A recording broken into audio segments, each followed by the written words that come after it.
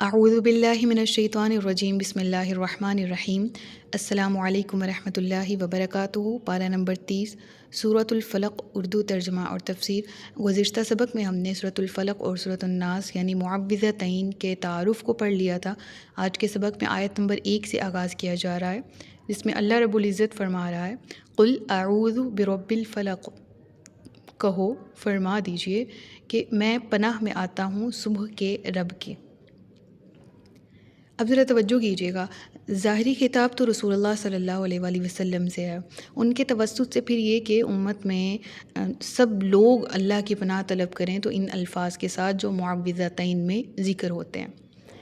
اب لفظ فلق، اس کے کیا معنی ہے؟ فلق یفلق، اس کے معنی ہے کسی چیز کو پھاڑنا۔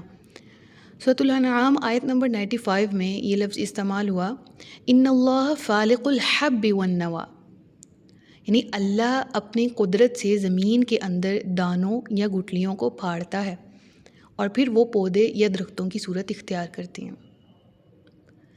سورۃ الانعام آیت نمبر 96 میں ذکر ہے فالق الاصباح، یعنی وہ اللہ ہے جو رات کی تاریکی کا پردہ چاک کر کے صبح کی سفیدی نکالتا ہے، روشنی نمودار کرتا ہے۔ یعنی پھاڑنے کے معنی میں یہ آیا اور پھر ڈیفرنٹ اسپیکٹ سے قرآن کریم میں ڈیفرنٹ جگہوں پر یہ ذکر ہوا۔ ہم اس کو کہہ سکتے ہیں سمرائز فارم میں کہ یہاں فلق سے مراد صرف صبح ہی نہیں بلکہ ہر وہ چیز ہے جسے اللہ نے عدم کا پردہ چاک کر کے وجود بخشا ہے۔ اس کو مزید اگر واضح کروں نا میں آپ کے سامنے، تو ہم کہہ سکتے ہیں کہ فلق مخلوقات میں سے ہر چیز کو کہا جاتا ہے۔ دوسرے معنی خلق ہیں، یعنی ہر وہ چیز جو اللہ نے پیدا کی ہے، یعنی دنیا میں جتنی بھی چیزیں پیدا ہوئی ہیں وہ کسی نہ کسی چیز کو پھاڑ کر ہی نکلتی ہیں۔ تمام نباتات دیکھ لیں، بیج ہیں، زمین کو پھاڑ کر کونپلیں نکالتے ہیں۔ تمام حیوانات یا تو رحم مادر سے برآمد ہوتے ہیں یا اگر انڈا ہیں تو انڈے کو توڑ کر نکلتے ہیں۔ یعنی اگر ہم زمین پر موجود پانی کو دیکھیں، ان چشموں کو دیکھیں یا پہاڑوں کو دیکھیں تو وہ بھی زمین کو شق کر کے نکلتے ہیں، زمین کو پھاڑتے ہوئے نکلتے ہیں۔ دن رات کا پردہ چاک کر کے نمودار ہوتا ہے، رات دن کا۔ بالکل اسی طرح سے بارش کے قطرے بادلوں کو چیر کر زمین کا رخ کرتے ہیں۔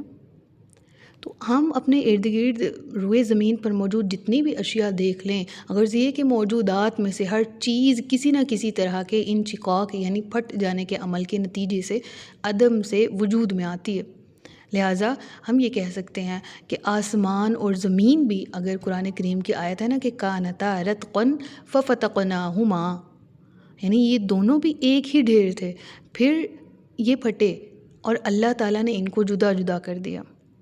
تو ہم کہہ سکتے ہیں کہ فلق کا لفظ تمام مخلوقات کے لیے عام ہے۔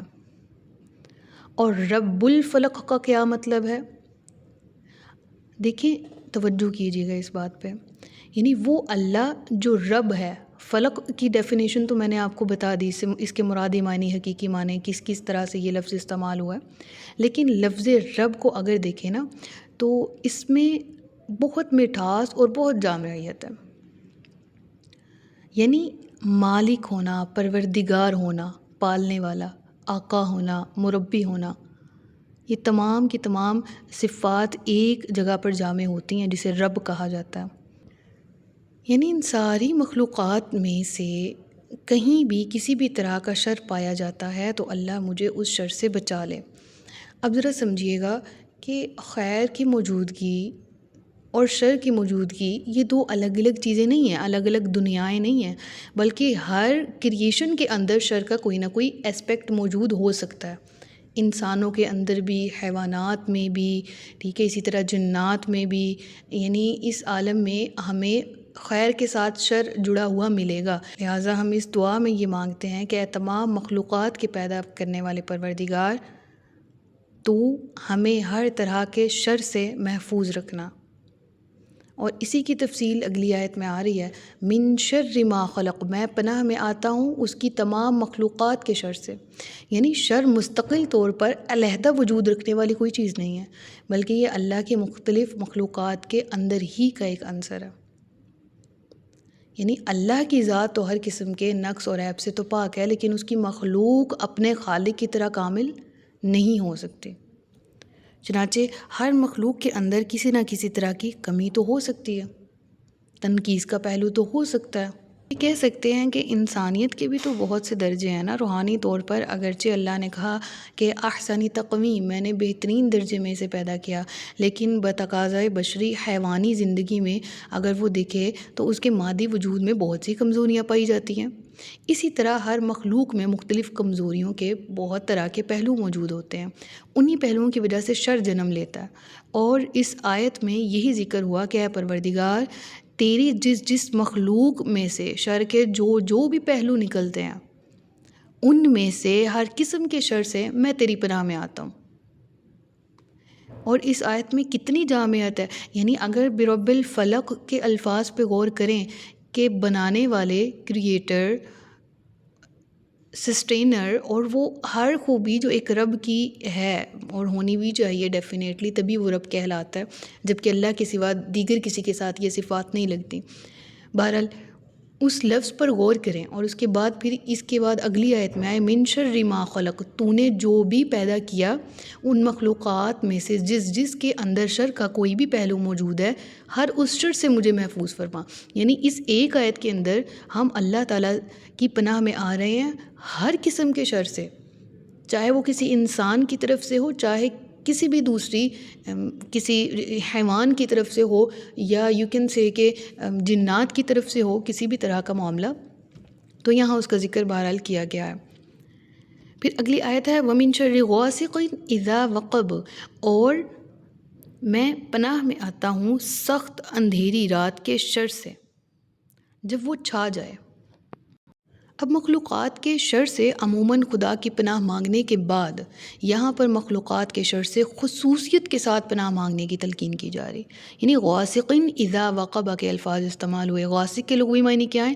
تاریکی، ازہد تاریکی، ٹھیک ہے، اور وقبہ کے معنی کیا ہیں؟ داخل ہونا یا چھا جانا۔ رات کی تاریکی کے شر سے خاص طور پر پناہ مانگنے کی یہاں پر تلقین کی گئی، کیونکہ اکثر جرائم اور مظالم رات ہی کے وقت ہوتے ہیں، اکثر گناہوں کی طرف رجحان، رغبت بھی رات ہی کے وقت میں ہوتی ہے، موذی اذیت دینے والے جانور بھی رات ہی کو نکلتے ہیں، اور بالکل اسی طرح سے دیگر مخلوقات، جس طرح اللہ کی مخلوقات میں سے جنات ہیں، یہ بھی رات کے وقت ہی عام طور پر باہر ہوتے ہیں، اور اسی والے سے حدیث میں ہمیں خاص تلقین کی جاتی ہے کہ مغرب کے وقت باہر نکلنے سے گریز کیا جائے اور اپنے گھروں کے دروازوں کو تسمیہ پڑھ کے بند کیا جائے، ٹھیک ہے۔ اب اگر عرب کے ان حالات کو دیکھا جائے نا، تو رسول اللہ صلی اللہ علیہ وسلم کے خلاف جتنی بھی سازشیں ہوتی تھیں، وہ جتنی بھی مجلسیں ہوتی تھیں، وہ رات کے وقت ہوتی تھی میجورٹی، اور پھر آپ پر جو معاذ اللہ ہجرت کے وقت جان لیوا حملہ کرنے کی کوشش کی گئی وغیرہ وغیرہ، وہ سارا سنیریو بھی رات کے وقت کا ہمیں ملتا ہے، ٹھیک ہے۔ لہٰذا اللہ تعالیٰ نے اس دعا میں ہمیں یہ بتایا کہ تمام شرور اور تمام آفات سے خدا کی پناہ میں آ جاؤ، دعا یہ مانگا کرو، ٹھیک ہے، کہ رات کے وقت جو شرور ہیں اور جو موجود ہوتے ہیں، میں اللہ ان سے بھی پناہ طلب کرتا ہوں۔ پھر اگلی آیت ہے وَمِن شَرِّ النَّفَّاثَاتِ فِی الْعُقَدِ، اور ان عورتوں کے شر سے جو گرہوں میں پھونکیں مارتی ہیں۔ نفاثات فی العقد، عقد جمع ہے عقدہ کی، جس کے معنی ہوتے ہیں گرہ لگانا، مثلا کسی دھاگے کو یا کسی رسی کو جب گرہ لگائی جاتی ہے، باندھا جاتا ہے، اور نفس کے کیا معنی ہے؟ پھونکنا۔ نفاثات جمع ہے نفاثہ کی، اور اگر اس کو دیکھا جائے تو صیغہ کے اعتبار سے یہ مؤنث کا صیغہ ہے، مراد پھونکنے والی عورتیں، اور بعض علماء کہتے ہیں کہ بطور خاص یہاں پر جماعتوں کا ذکر بھی ہے، کیونکہ عربی میں کسی گروپ آف پیپل کو جماعت کہا جاتا ہے یا نفوس کہا جاتا ہے، جہاں بہت سے لوگ جمع ہوں، اور کیونکہ عربی زبان میں نفس اور جماعت دونوں مؤنث کے صیغے ہیں، لہٰذا یہاں پر نفاثات کا ذکر اس اعتبار سے ہوا۔ بہرحال یہاں پر جو مفسرین کے نزدیک ہے وہ یہی مراد ہے کہ یہاں جادو کے لیے استعارہ کے طور پر یہ آیت نازل ہوئی، کیونکہ جادوگر عموماً کسی ڈور یا دھاگے میں گرا دیتے ہیں اور پھر اس پر پھونکتے چلے جاتے ہیں، لہٰذا اس آیت کا یہ مطلب ہوا کہ میں طلوع فجر کے رب کی پناہ مانگتا ہوں یا مانگتی ہوں جادوگروں یا جادوگرنیوں کے شر سے، ٹھیک ہے۔ یعنی ہمیں یہ سمجھ آتی ہے کہ جادو کرنے کا عمل یہاں پر ذکر ہوا، اور یہ کہ ہمیں ان سے پناہ ہمیشہ مانگتے رہنا چاہیے، پلس یہ بھی کہ جادو کے متعلق یہ جان لینا چاہیے کہ اس میں چونکہ دوسرے شخص پر برا اثر ڈالنے کے لیے شیاطین یا بری ارواح خبیثہ جنہیں کہا جاتا ہے یا ستاروں کی مدد مانگی جاتی ہے، اسی لیے قرآن کریم میں اسے کفر کہا گیا ہے۔ اور حضرت سلیمان علیہ السلام کے لیے بھی اگر ہم قرآن کریم میں دیکھیں ان کے دور میں، تو جب یہ الفاظ آئے تو کس قدر محتاط طریقے سے آپ غور کیجیے گا۔ وَمَا كَفَرَ سُلَيْمَانُ، سلیمان نے کفر نہیں کیا، وَلَكِنَّ الشَّيَاطِينَ كَفَرُوا، لیکن وہ شیاطین تھے جو کفر کرنے والے تھے، يُعَلِّمُونَ النَّاسَ السِّحْرَ، وہ لوگوں کو جادو سکھاتے تھے۔ ٹھیک ہے، یعنی جادو میں اگر کوئی کلمہ کفر یا کوئی فعل شرک نہ بھی ہو تو وہ بالاتفاق حرام ہے۔ جادو کے حرام ہونے پر علماء کی کوئی دوسری رائے نہیں ہے۔ نبی کریم صلی اللہ علیہ وآلہ وسلم نے جادو کو 7 کبیرہ گناہوں میں شمار کیا ہے جو انسان کی آخرت کو برباد کر دیتے ہیں، اور بخاری اور مسلم میں حدیث ہے، حضرت ابو ہریرہ رضی اللہ تعالیٰ عنہ کی روایت ہے کہ رسول اللہ صلی اللہ علیہ وآلہ وسلم نے فرمایا کہ 7 تباہ کر دینے والی چیزوں سے پرہیز کرو۔ لوگوں نے پوچھا وہ کیا ہے؟ تو رسول اللہ نے فرمایا خدا کے ساتھ کسی کو شریک کرنا، نمبر 2 جادو، پھر کسی ایسی جان کو ناحق قتل کرنا جسے اللہ نے حرام کیا ہے، سود کھانا، یتیم کا مال کھانا، جہاد میں دشمن کے مقابلے سے پیٹ پھیر کر بھاگ نکلنا، بولی بالی مومن عورتوں پر زنا کی تہمت لگانا۔ تو 7 کبیرہ گناہوں میں سے ایک جادو کا کرنا، جادو میں ساتھ دینا، ملوث ہونا ہر طرح سے حرام ہے۔ رسول اللہ نے اس کا ذکر ایک حدیث کی روشنی میں بھی واضح کر دیا۔ اور پھر ذکر ہوتا ہے وَمِن شَرِّ حَاسِدٍ إِذَا حَسَدَ، اور حسد کرنے والے کے شر سے جب وہ حسد کرے۔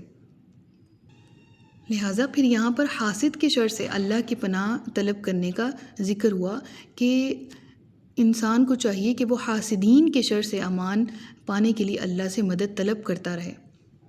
اور اس کا ایک طریقہ کیا ہے کہ اللہ پر انسان بھروسہ رکھے اور یقین رکھے کہ جب تک اللہ نہ چاہے کوئی اس کا کچھ نہیں بگاڑ سکتا۔ دوسرا پھر یہ بھی کہ حاسد کی باتوں پر صبر کرے، بے صبر ہو کر ایسی باتیں یا کاروائیاں نہ کرنے لگ جائے کہ جن سے خود بھی وہ اخلاقی طور پر گر جائے اور اسی سطح پر آ جائے جہاں حاسد پہلے ہی موجود تھا۔ اور تیسرا یہ کہ اگر حاسد خواہ خدا سے بے خوف اور کیوں نہ معاشرتی اعتبار سے کتنا ہی وہ اخلاقی طور پر گر جائے اور بیہودہ حرکتیں کرنے پر تلا رہے، جس سے حسد کیا جا رہا ہے نا، بہرحال وہ تقویٰ پر قائم رہے، وہ اس حاسد کا مقابلہ کرنے کے لیے اپنے کیلیبر کو نیچے نہ گرائے۔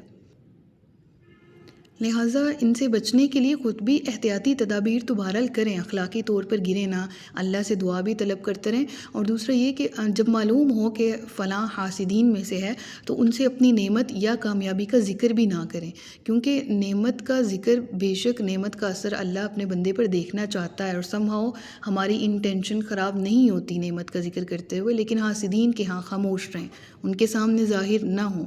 تحدیث نعمت بھی اس کے سامنے کیجیے جس سے آپ کو آپ کی بات سے کوئی نفع مل سکے، نہ کہ وہ اس سے حسد کرنے لگ پڑے۔